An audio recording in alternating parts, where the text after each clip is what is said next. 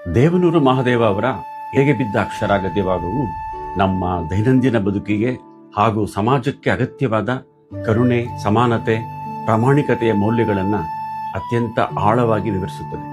ಮೊದಲನೇ ಭಾಗ ಮನೆಮಂಚಮ್ಮನ ಆದರ್ಶ, ಸಮಾನತೆಯ ಸಂದೇಶ. ಪಾಠದ ಆರಂಭದಲ್ಲಿ ಲೇಖಕರು ಕವಿ ಸಿದ್ದಲಿಂಗಯ್ಯನವರು ಹೇಳಿದ ಮನೆ ಮಂಚಮ್ಮ ಎಂಬ ಗ್ರಾಮ ದೇವತೆಯ ಕಥೆಯನ್ನು ಹೇಳುತ್ತಾರೆ. ಒಂದು ಊರಿನ ಜನರು ಸೇರಿ ತಮ್ಮ ಊರಿನ ದೇವತೆಯಾದ ಮಂಚಮ್ಮನಿಗೆ ಒಂದು ಗುಡಿ ಕಟ್ಟಲು ಶುರು ಮಾಡುತ್ತಾರೆ. ಗುಡಿಯ ಮೇಲ್ಛಾವಣಿ ಕಟ್ಟುವ ಹಂತಕ್ಕೆ ಬಂದಾಗ ದೇವತೆ ಒಬ್ಬನ ಮೈ ಮೇಲೆ ಬಂದು, ನನಗೇಕೆ ಗುಡಿ ಕಟ್ಟುತ್ತಿದ್ದೀರಿ? ನಿಮ್ಮೆಲ್ಲರಿಗೂ ವಾಸಿಸಲು ಸ್ವಂತ ಮನೆಗಳು ಇವೆಯೇ ಎಂದು ಕೇಳುತ್ತಾಳೆ. ಅದಕ್ಕೆ ಒಬ್ಬಾತ, ಇಲ್ಲ ತಾಯಿ ಎನ್ನುತ್ತಾನೆ. ಆಗ ಆ ದೇವತೆ, ಊರಿನ ಎಲ್ಲರಿಗೂ ಮನೆ ಆಗುವವರೆಗೂ ನನಗೂ ಮನೆ ಗುಡಿ ಬೇಡ ಎಂದು ಹೇಳುತ್ತಾಳೆ. ಅಂದಿನಿಂದ ಆಕೆ ಮನೆ ಮಂಚಮ್ಮನಾಗಿ ಚಾವಣಿ ಇಲ್ಲದ ಗುಡಿಯಲ್ಲೇ ಪೂಜೆಯಾಗುತ್ತಿದ್ದಾಳೆ.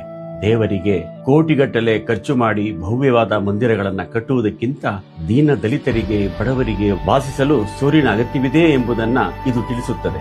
ಇಂತಹ ಚಾವಣಿ ಇಲ್ಲದ ಗುಡಿಯಲ್ಲಿ ಕರುಣೆ ಮತ್ತು ಸಮಾನತೆಯ ಸಂಕೇತವಾದ ಬುದ್ಧನನ್ನ ಇರಿಸಿದರೆ ಅದೇ ನಿಜವಾದ ದೇವರು ಎನ್ನುತ್ತಾರೆ ಲೇಖಕರು. ಎರಡನೆಯದು ವಚನಕಾರರ ಅರಿವು ಮತ್ತು ಪ್ರಜ್ಞೆಯೇ ದೇವರು.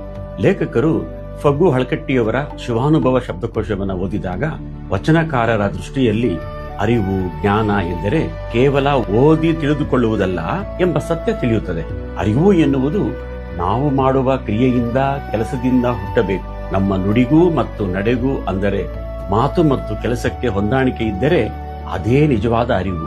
ಹಾಗೆಯೇ ವಚನಕಾರರು ಹೊರಗಿನ ಕಲ್ಲು ಮಣ್ಣಿನ ಮೂರ್ತಿಗಳಿಗಿಂತ ತಮ್ಮ ಪ್ರಜ್ಞೆಯನ್ನೇ, ಅಂದರೆ ಅಂತರಾತ್ಮವನ್ನೇ ದೇವರು ಎಂದು ನಂಬಿದ್ದರು.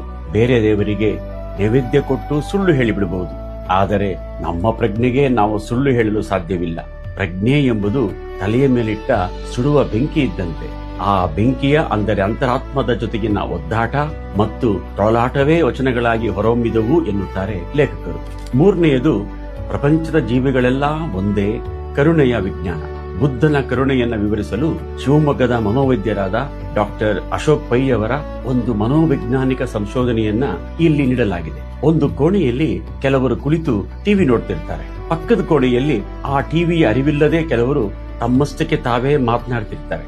ಟಿವಿಯಲ್ಲಿ ಯಾವುದಾದರೂ ಕೊಲೆಯ ದೃಶ್ಯ ಬಂದಾಗ ಟಿವಿ ನೋಡುವವರಿಗೆ ಉಂಟಾಗುವ ದುಃಖ, ಭಯದ ಭಾವನೆ ಪಕ್ಕದ ಕೋಣೆಯಲ್ಲಿರುವವರಿಗೂ ಅದೃಶ್ಯವಾಗಿ ತಟ್ಟಿ ಅವರ ಮನಸ್ಸು ದೂಢಗೊಳ್ಳುತ್ತದೆ. ಹಾಗೆಯೇ ಟಿವಿಯಲ್ಲಿ ನೃತ್ಯದ ದೃಶ್ಯ ಬಂದಾಗ ಇವರ ಸಂತೋಷ ಪಕ್ಕದ ಮನೆಯವರನ್ನು ಸಂತೋಷಗೊಳಿಸುತ್ತದೆ. ಇದರ ಅರ್ಥ ಯಾವ ಜೀವಿಯೂ ಒಂಟಿಯಲ್ಲ.